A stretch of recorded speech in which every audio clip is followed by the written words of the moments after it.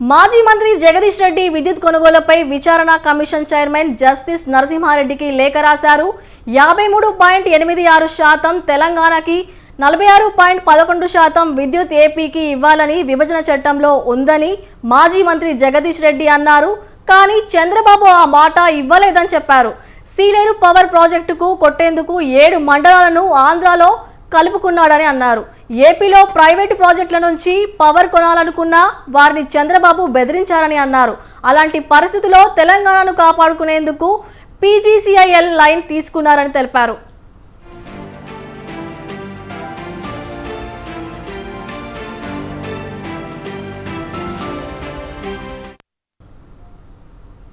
మనకి ఇవ్వాలి 53% పైన 53.86% మనకి ఇవ్వాలని, 53.89% మనకు, 46.11% ఆంధ్రప్రదేశ్కి ఇవ్వాలని చెప్పి ఆ చట్టంలో ఉన్నప్పటికీ కూడా, కేంద్రం చేసిన రీఆర్గనైజేషన్ చట్టంలో ఉన్నప్పటికీ కూడా చంద్రబాబు నాయుడు గారు ఆ కరెంటు మనకి ఇవ్వకపోగా, సీలేరు ఏదైతే మనకు వచ్చిందో పవర్ ప్రాజెక్టు ఆ 7 మండలాలలో కేవలం ఆ సీలేరు పవర్ ప్రాజెక్టును కొట్టేయడానికి 7 మండలాలు తీసుకొని ఏ రకంగా అయితే మనం కుట్ర జరుగుతుందో, అదే సందర్భంలో ఆంధ్రప్రదేశ్ ప్రాంతంలో ఉన్న ప్రైవేట్ కంపెనీల నుంచి విద్యుత్ కొందామంటే కూడా వాళ్ళని కూడా పిలిచి భయపెట్టించి తెలంగాణకు అమ్మొద్దు అని చెప్పి విద్యుత్ విషయంలో తెలంగాణను చక్రబంధంలో ఇరికియాలన్న ఒక కుట్ర అక్కడి నుంచి జరుగుతుందో, మరి అటువంటి సందర్భంలో ఈ పీజీసీఎల్ లైన్ను కూడా ఏమాత్రం ఆలస్యం జరిగినా మనకు లేకుండా, అవసరం లేకున్నా పక్క రాష్ట్ర ప్రభుత్వం బుక్ చేసుకునే పరిస్థితిలో ఉంది.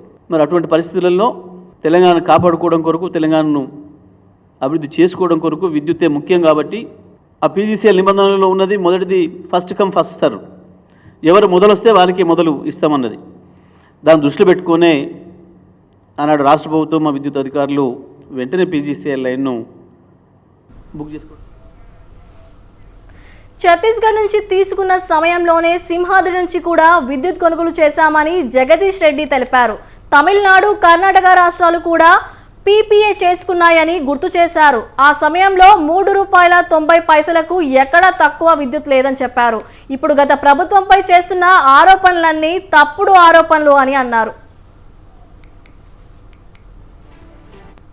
విద్యుత్ ₹3.90 అయితే పడిందో, అదే సమయంలో సింహాద్రి నుంచి కూడా మనం తీసుకున్నాం. అది కూడా నా పీపీఏ మోడ్లోనే, ఎన్టీపీసీది, దానికి ₹4.33 పడింది. తమిళనాడు, కర్ణాటక రాష్ట్రాలు కూడా అదే సందర్భంలో పీపీఎల్ చేసుకునే వారికి ₹4.94 పడింది. ఆ సమయానికి ₹3.90 కంటే ఒక్క పైసా తక్కువతోనూ కూడా ఈ దేశంలో ఎక్కడ కూడా అగ్రిమెంట్లు కాలేదు, ప్రత్యేకించి సదరన్ స్టేట్స్లో. ఎవరిని ఆరోపణ చేసేవాడు, మీరు 3.90 కొన్నారు, ఇగో పక్కన 3.80కి వచ్చింది, 3.50కి వచ్చింది, లేదా 3.89కి వచ్చింది, ఒక పైసా తక్కువైందని చూపించాలి ఏదైనా ఆధారం. ఊరికైనా కేసీఆర్ గారి పైన బురద చల్దామని, ఇది కేవలం తెలంగాణ అభివృద్ధిని ఓర్వలేని వాళ్ళు చేసిన కుట్రలో భాగం తప్ప ఇంకోటి కాదు.